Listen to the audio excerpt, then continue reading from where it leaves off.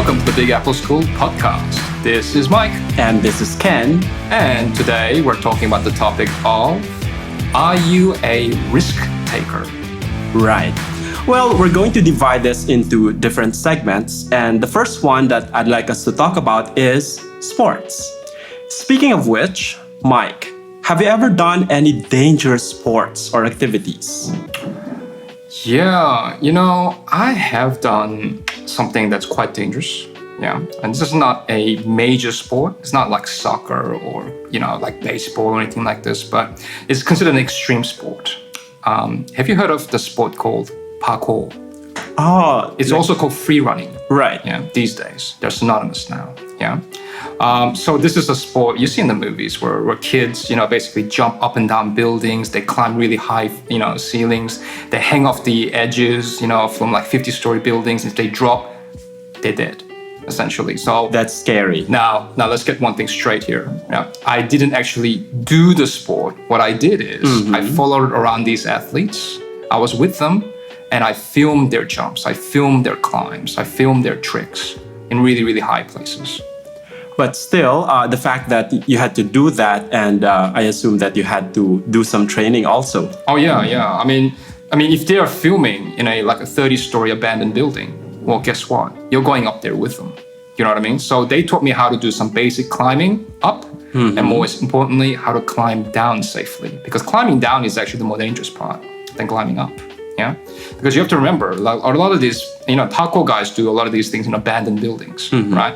And the reason why they do them in abandoned buildings is because, legitimate buildings, functional buildings have security guards in them, right? So whereas abandoned buildings generally don't. So basically, and if you go to abandoned buildings, they're abandoned for a reason. There are potholes in them, there are cracks, sometimes there are no stairways, there's no clear way up, right? So you have to learn how to climb these places up without the help of stairs or elevators. Right? Were you nervous though? At first it was scary as fuck. And it was really, you're really gonna piss your pants kind of thing, because you see a pothole. Right. It's big enough for you to fall through. And you can see that if you fall, there's no coming back from that. You are going to die. It's 30, 40 stories up.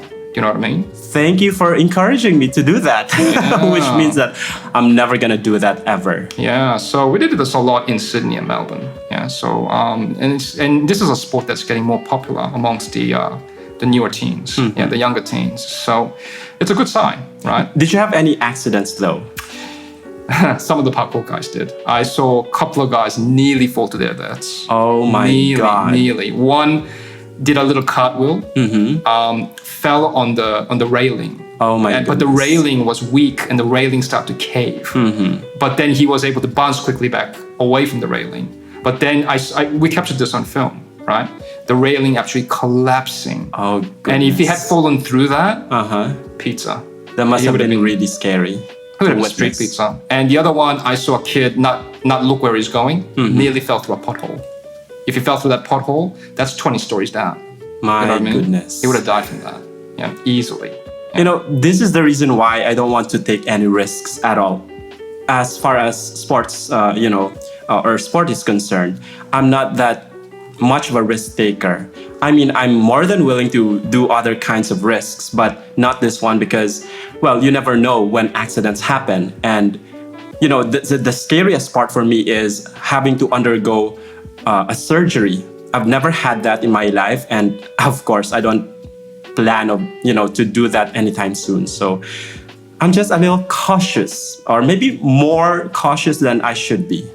Many transors, that's what you call parkour kids, kids who practice that sport. If you've been around long enough, you probably would have had some broken bones and surgeries. And I think the worst I've met was a guy nearly became quadriplegic because he fell from a 5th-story window, right? So they have a rule in that sport. If it's 3 stories and up, it's dangerous to fatal. So you can be So if you fall from a 2nd-story window, it's not too bad. You might break a bone, you might not. You might probably get away with it. Right. But anything from 3, 4 stories up is either permanent damage, possibility of, or death, right? So that's the kind of rule. So next time, that's what I learned. Next time you were trying to escape a burning building, judge whether if you're on the third floor or not. Calculate that before you jump. That's actually very useful. Yeah, but well, I got a question for you, Ken. Sure. Okay. Would you do a parachute jump or a bungee jumping? Would you try those kind of sports? Those Well, having said what I said earlier, Yeah. even if I were to be paid with $1 million, Yeah. I might give it a second thought. But the truth is, I know myself, and I guess definitely I wouldn't do that. It's far too scary, far too risky. And the thing is, I have fear of heights. So whenever I'm on a high place, it scares me to death. And just the thought of it makes me, sweat out a lot. And in fact, my palms are now sweaty. Let me tell you a story. Okay. So, I teach here at Big Apple. And there was one class that I taught, and there was a guy in there. He's a bit of a risk taker. Right? You can tell that these types, right? Now, he was not a young teen. He was a man in his 30s. He told me about this sport that they do here in Novosibirsk, and it's sort of an underground sport, right? Where they go, the power towers, the huge power towers that are like, 40, 50 meters, above ground. These guys climb these things at nighttime, right? In the middle of nowhere. They go to the top and they hook themselves with bungee jumping gear. Except this one is, the harness is on the chest, not on the legs. And they jump off these things at nighttime with no lights, just on the moonlight. There are actually groups that do that here, right? You know what I mean? They're daredevils. I wouldn't do that. Yeah, I think it's pretty, but it's not, all I'm saying is that even in Russia, you see a lot of risky sports, yeah? Well, I guess they have the bravado to do that. Well, I guess let's move on to another topic here, something to do with appearance. I wonder, have you ever done something dramatically different to your appearance? For example, had a very different hairstyle or maybe hair color? Let's begin with that. It's interesting because my girlfriend asked me, have you ever had long hair? And I told her when I was 19, I had ponytail. I actually had one of those, when I was 19. And her next question was, well, why did you get rid of it? And then I looked at her and I went, what? Do you remember why you changed your hairstyle 10 years ago, 20 years ago? Do you know what I mean? Like, it's called a lifestyle change. Right. That's the term in English, I told her, right? Lifestyle change. So you moved on from that. Yeah, unconscious lifestyle change. Yeah. How long did you have it? A couple of years, I think. And then I dumped it. It was just, look, you have to understand that, in the warmer climates I've been in, like in California or Sydney, a long hair for a guy, it just doesn't work after a while. It does get hot and sweaty. It does get annoying, in the middle of the hot sun. And the maintenance. You have to shampoo that, brush it. I don't know. I didn't do any of that. Oh. I didn't do any of that, right? So, but you kept it for several years. Yeah, but it was completely unkempt. It's not something that I really focused on. Trying to make myself look pretty. It was really more done out of laziness, right? Because if you have a ponytail, you can you don't have to do you don't have to style the hair. You don't have to get it cut. It's lazy. It's cheap. There was a reason why this style was pretty popular in the 90s. I think a lot of the 90s guys didn't care about the hairstyles as much as they do today. Yeah. You know what? It occurred to me several times of growing my hair longer. But then again, I thought, well, I'm too skinny, so I don't think it really suits me. But then again, I still tried some experiments. Well, in my teenage years, I tried different colors for my hair. Red, orange or reddish orange, something of that, tone or color.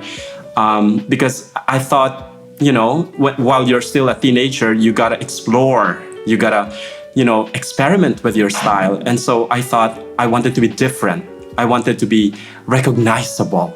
So that's what I did with my appearance. But in terms of hairstyles, well, I tried to style it like in a spiky way, if you know what I mean. So I used some gel to make my hair kind of stand out.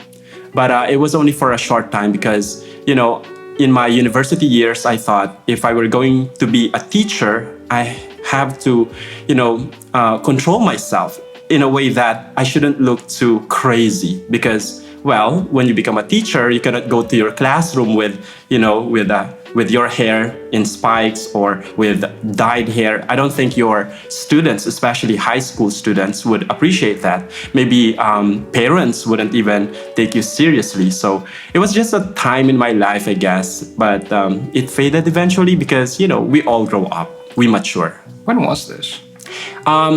I guess when I was about 18, 19 years old. Yeah, so about the same. Yeah, I mean, spiky hair was kind of a thing, maybe 15, 20 years ago, I guess. Oh, well. Yeah, so... You're revealing to them our age. Yeah. So, I mean, it was a thing, sort of anime hair. But today, I don't know if that's... What about tattoos? Tattoos. I never got tattoos. I've never been interested in them. And for a practical reason. Mm-hmm. I don't want police identifying me with tattoos, right? It's very, very easy to get ID'd and remembered by cops, right? If you have tattoos on you, right? In fact, it's one of the first things they look for in CCTV footages. Yeah, so you know how in the movies they have like CCTV footage and they can like recognize the face and all that kind of thing. Look, not all cameras can do that, right? Not all, more than likely, any CCTV footage of you that's being recorded is going to be from a distance because they can't have a CCTV in every corner, first of all. And, the people who analyze these things to catch people, right, are generally looking for shapes, the height of the person, what that person is wearing, any tattoos noticeable in the limbs, right, on the limbs. So it's a dead giveaway, right? So this is one of the reasons I just don't get tattoos. Yeah. You know what? Speaking of tattoos, my association is that if you have a tattoo, you might have committed crimes before. I know it sounds funny, but I associate it with criminals. Well, that's where it started, right? I mean, like in many countries around the world, tattooing was associated with career criminals, right? I mean, even in Russia, I think it was the same, right? But that's all changed now. I mean, I met a guy. It's interesting, Sydney, roughly about a year and a half ago, maybe two. I was looking for a place to get another piercing, right, in my ear. So I got both my ears pierced. I wanted to get another one before I left Sydney. And basically, there was a guy in a tattoo shop. There was a Korean fellow. And I said, I didn't know any Koreans were doing this sort of stuff, especially out here in Sydney. And he goes, well, these days, a lot of Koreans get tattoos and piercings. And I said, well, I mean, even the girls. Wow. And then he said, yeah, like it's a normal thing now, right? So within a span of, maybe 15 years, this mentality had shifted. I wasn't aware of that, right? So I guess it's fashionable for them now, but I don't know. I'll never try it. Yeah? Okay, so... what do you have against tattoos? I'm just afraid that, over time I might get tired of it and then, you'll have it removed or maybe have another tattoo to be placed on top of it. So I just find it a little too complicated. Besides, I know that I am, I keep changing my mood. So I might want it one day, but the next day I might want something else. So it's better to just avoid it altogether. What do you call that in English? That change of, the changeability, of moods and stuff. That's called lifestyle. Change in lifestyle. Okay, but or lifestyle. You might call it flakiness. Oh, but, okay. Yeah, you might call it flakiness. I don't know. Right. So, have you ever gotten any tattoos, piercings, whatever?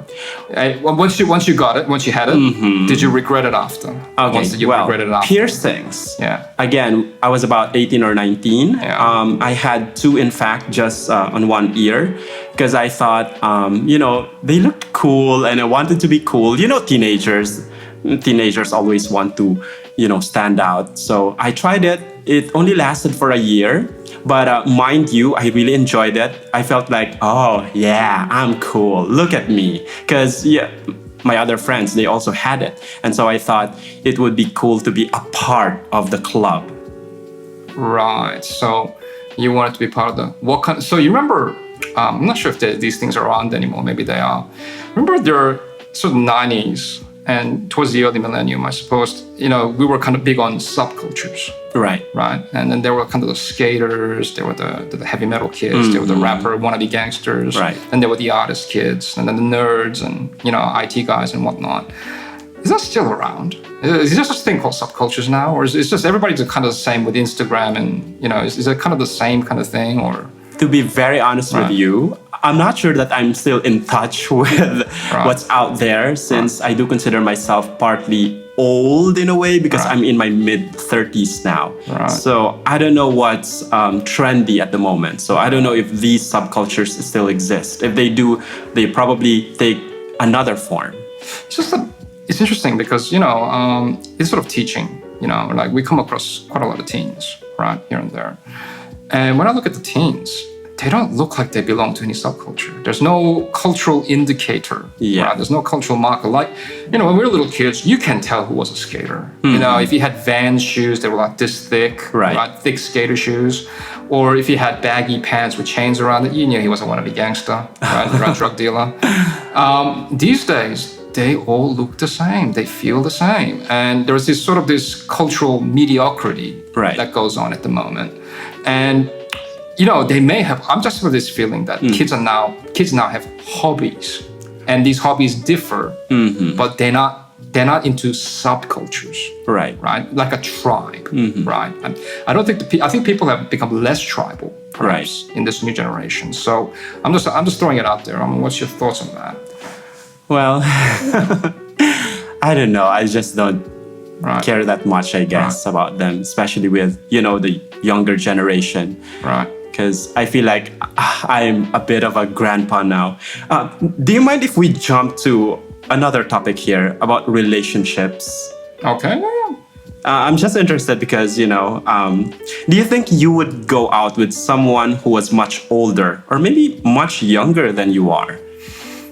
Yeah, I mean, I'm open to it if the personality is nice. Yeah, I mean, there's nothing to that. I mean, of course, I might sound a little piggish in saying this, but men will prefer younger women. That's fact. And women prefer someone who's older. Right. There's an old adage that men like girls, women like men, not boys. Exactly. Right. So there's that adage to that. So I don't think I'm too hugely different away from that. But sure, I mean, if you're dating somebody who's are you talking about much older or a little younger or a little older? What are you talking about? Okay. The thing is, I want to know how old can you tolerate? Like when I say how old, like 10 years, or cannot be beyond 10 years, or older, younger, doesn't matter. 10 years is doable. Doable. 10 years is doable. So anything beyond that? Well, in my mind, I'm thinking like 20.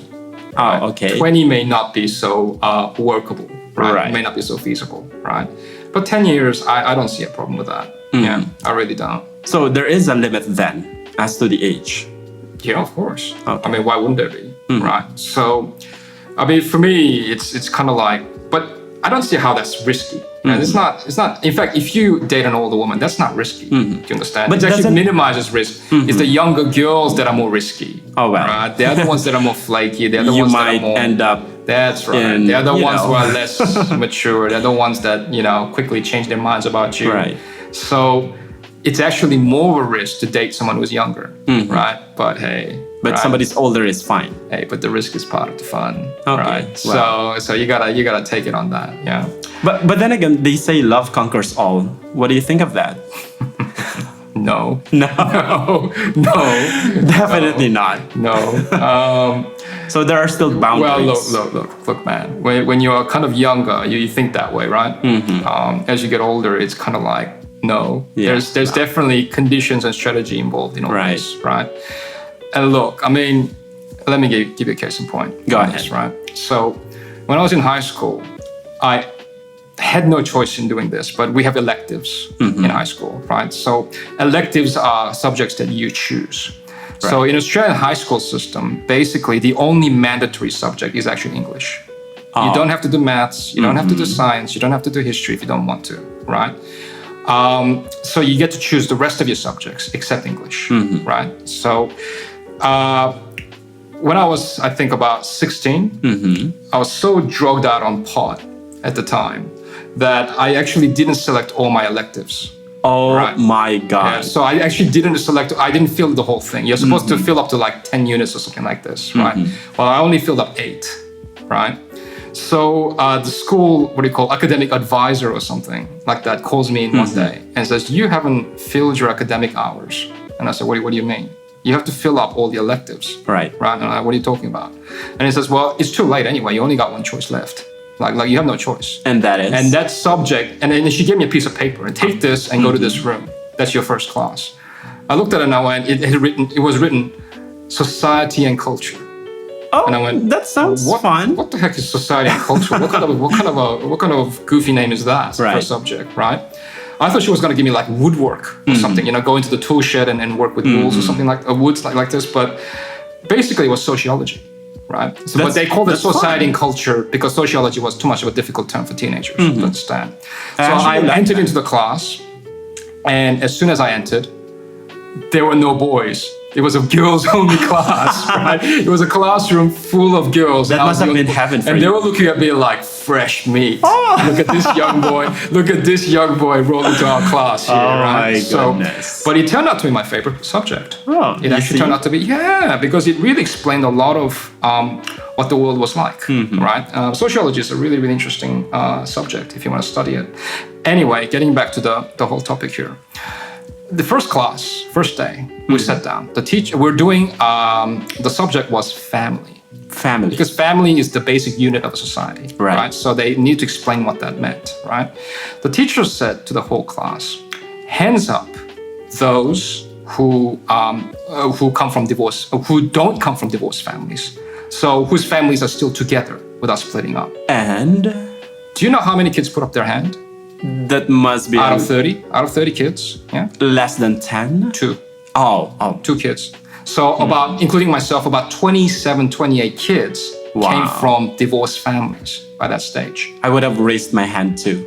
Well, yeah, including myself, right? I looked around, and for the first time in my life, something clicked in my head, right?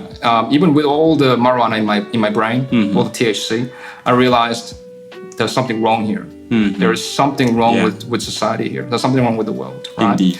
So what I realized is that maybe this whole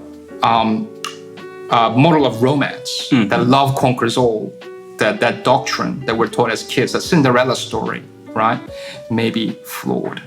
Well, maybe something is wrong with that logic. But we're going to talk about that in our next episode, something to do with, realizations in life.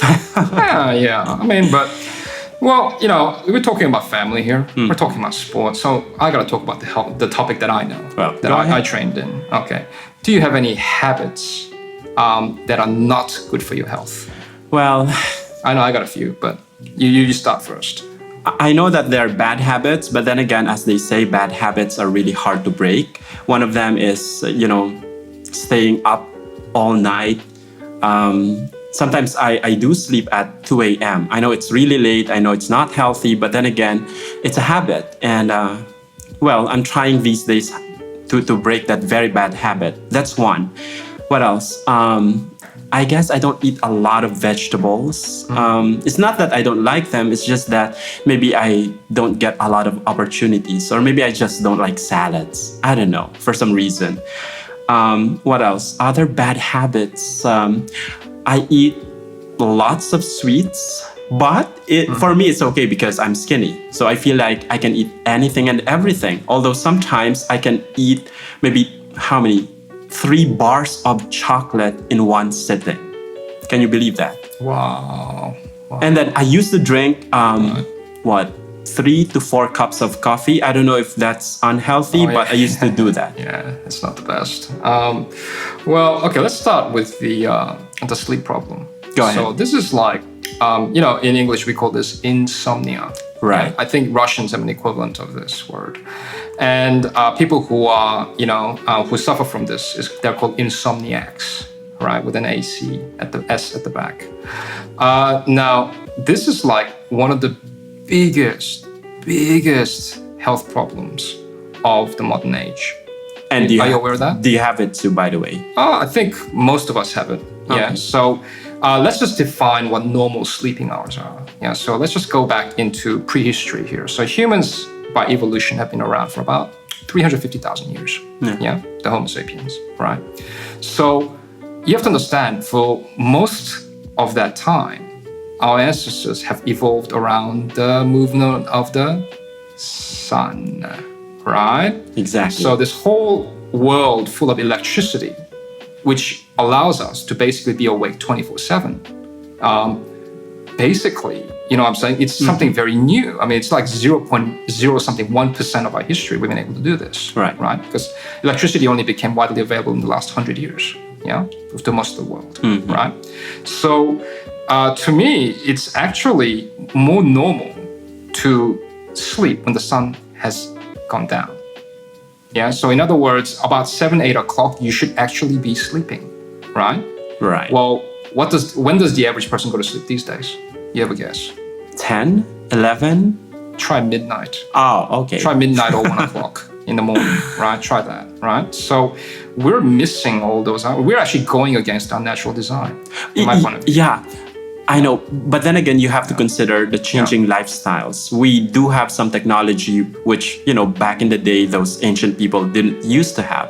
So Like I what? guess that influences us. Well, the discovery of electricity and, you know, with social media nowadays, that, Yeah, you know, but keeps us what I'm awake. saying is that physiologically, we weren't built for that.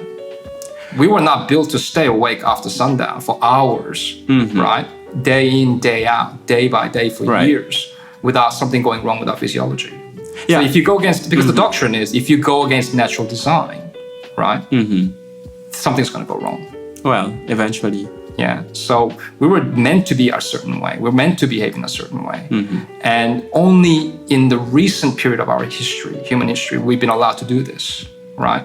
And I think that's going to have, and it's already having, because I've already talked to actually psychiatrists about this. Right. There's been a lot of research being done on this right now, because they're noticing a huge spike in depression and restlessness in children. Oh, and yeah. the number one culprit is not smoking, it's not video games, it's not social media, it's none of those things. Actually, it's the fact that they're sleeping late due to these things. All right. Right? So too many distractions allow us to stay awake day in, day out, day after day. Let's clarify that. Yeah. Is it all about sleeping late or the sleeplessness or the lack of sleep? It's the fact that we're not sleeping early enough. Okay. Yeah, so we're basically, and doing it constantly for months and years. Yeah, it's doing something to our neurochemistry. I'm not a neuroscientist. I can't explain to you what that is, but the research is already out, and pretty much every psychiatrist agrees with pretty much this. You see, we don't even need to, you know, hear it from psychiatrists, psychologists, or whichever experts that are out there, but I'm sure that everybody knows this, but then again, we live in a different society now. Yeah. And even though we may be aware of this, but the fact is, we still try to live our lives the way they are, sleep late, midnight, 1 a.m., 2 a.m. Because, for example, in my case, I am aware of this one, but then again, I can't help it. It's too attractive, isn't it? Yeah, too attractive. I think for most people, I think the social media aspect is so big. For me, it's not the social media. What time do you sleep, by the way? I sleep midnight. Midnight, I you have to see? admit. So you're also a culprit. It's due to gaming. It's purely due to gaming. Oh, gaming! It's due to gaming. It's nothing my else, God. right? If you remove gaming, that would never happen. I'd be in bed by 10:30, right? So it's just that, especially also in summer, it's better to game at night when it's cooler. Yeah, during day, because it is pretty hot during the day. So, so it's just the sleeping hours get pushed further and further, and it does have an effect. But I know for a fact that if you sleep at 10 o'clock, you wake up with much more energy the next day. So the trick is to do that every day, but the problem is that people can't. There's just too much electricity everywhere. Of course. Yeah, I think that's the case. So you used to drink coffee 4 or 5 times a day. Yeah. How did you not sweat or get the shakes? You know, it's just a matter of getting used to it. But now I have stopped because I have a stomach problem. So I try to drink less or, you know, as much as possible, not at all. So I've cut it down, but every now and then when I feel like drinking, I, of course, give myself at least just a cup. or maximum 2 cups? You know, I used to know a patient who used to sweat all the time. Like sweat all the time, sweat on his palms, right? All the time. Imagine you shake hands with a guy and he's always sweaty. One of those things, right? Well, guess what helped him to stop sweating? Stop drinking coffee. Oh, okay. Yeah, the coffee was basically stimulating his adrenal glands, and then he was constantly sweating as a result of that, combined with the hot Sydney weather. And then you got one of those cases. But when he stopped drinking coffee, he stopped sweating, essentially. So these chemicals that are around, they have a big impact on our health and our basically social capabilities. Definitely. I think, So let me ask you a question. You sound like a guy who doesn't like a lot of risk to me, right? Who likes to minimize risk. Of course. I don't want to die young. Yeah. All right. So when you have traveled here and when you go traveling in general, right? Do you take out insurance? Like travel insurance, health insurance, do you actually do those things? Do you do your homework on that? Well, the thing is, although I am very cautious in general, but when it comes to insurance, no, I don't take out any. It's for financial reasons. I just feel like, why do I have to pay extra for this? Because I know I'm going to be safe anyway. At least in my mind, that's how I think I will be. And in most cases, well, not in most cases, but so far, for the times that I have traveled abroad, I've never encountered any problems, accidents. So I don't know how long my luck will go on, but for now I can say that I'm safe. And it's just for me, although I'm not advising our listeners to not, take out any insurance because it's for their good. But just for me, no, I don't take out any insurance at all. I see. I always make sure I'm insured. Because you don't want to be stranded in a foreign country where you don't speak the language, right? And be stranded, essentially, right? So it's a very bad situation to be in. And when it happens, the only people you can contact are your family and friends back home. And I don't want to bother them, to be honest. Have you ever used one, though? No, never. But you know what? It's a peace of mind. And of course, when you buy travel insurance or health insurance, make sure you read everything. Make sure that it's with a reputable company because there are hundreds out there. They're not going to honor the deal if something goes wrong. And I've seen cases like that from other people. Right? Wow. So I always make sure that I spend good money with a good company to get the right insurance. Yeah. So it's just one of those things, especially if you don't speak the language. I have a question though. Coming from a person who has never taken out any insurance, is it? Do you have to pay a huge sum of money for that? Nah, it's not. It's not huge. It's just a little bit of money, but it offers a peace of mind. Yeah. So that was the show of Big Apple Podcast. Of the topic today was, are you a risk taker? Yeah. We really hope you enjoyed the show. And we do hope so. Please do leave us a comment or a question.